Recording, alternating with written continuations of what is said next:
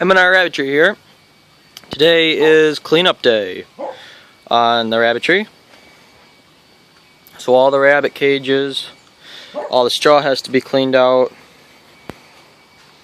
All the poop, all the straw that's fallen through, everything's got to get cleaned out. All these pens, all these cages, all this straw, all the poop. Can't let it hang around until it's dead center full. That is just not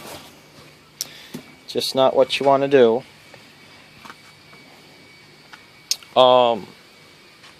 See, now if you have fruit flies that are in your rabbit poop, this Rosie's Rabbit Hutch here has boards, these boards to support this wire. If it collects poop, where all this pine shaving is what the poop is collected on, and you have fruit flies, buy some pine shavings, because the fruit flies don't like the smell of the pine shavings. They go away after that. And I just find that pine shavings are better than the paper. If you're going to use those, buy the pine. It's just better for the rabbits. They can eat that. The paper you don't want them to eat. Once again, there's another spot where wood chips needed to be in place. There's Otto. It's kind of warm today in Michigan. It's a lot warmer than what it has been. There's been wind days and everything. But like all this has to get cleaned up. We just use shovels and pitchforks and rakes to clean it all up. All the mayhem that goes on around here during cleaning weekend. Cleaning weekend's like a once a year type of big deep cleaning ordeal.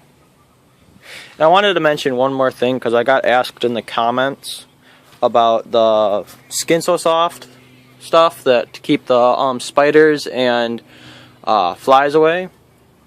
The regular Skin So Soft stuff can be put on the wood. Like, let's say you have a wooden framed hutch like this where the rabbits can chew on the wood. Put the Skin So Soft can go in there. Just the regular one can go in there. To keep the spiders and everything away from inside the hutch. But if you have a building like this where the spiders and flies just kind of hang around the poop trays and everything, the Skin So Soft bug repellent works better. I'm just telling you that the plain stuff is better, because the rabbits, if they chew the wood, it won't harm them. But the bug repellent, if they chew the wood, it'll make them sick. But just use a little amount. Don't use a whole lot. And just like put it in the corners. Put it in the corners. The Skin So Soft in the corners of the cages where the spiders and flies will go. Don't just put it like right dab on that. Just in case your rabbit has allergic reaction, then so you want to put it like up in the corners, up there, in there like that, and on the top boards around, because they usually make their webs at the tops. So don't put them at the bottom, because don't put them. Start spraying it where the rabbit can't reach. You don't need a whole lot to spray on the boards, just a little bit. See that? So I have to respray this whole thing. And usually during the summer you have to spray the boards twice or three times during the summer, just to keep the spiders and flies away, because it rains and it washes it all off. Yep. So there's a whole lot more of cleaning to do here at the rabbit tree, but just showing you that today is rabbit cleanup day. And usually it's before winter, so we're getting a little bit of an early start on it. And if anybody is wondering what's under this big huge tarp that looks like a big huge ball, it's alfalfa hay. If you can buy a bale of alfalfa, that will actually be cheaper than buying these little bags of Dumore all natural Timothy and alfalfa hay type thing.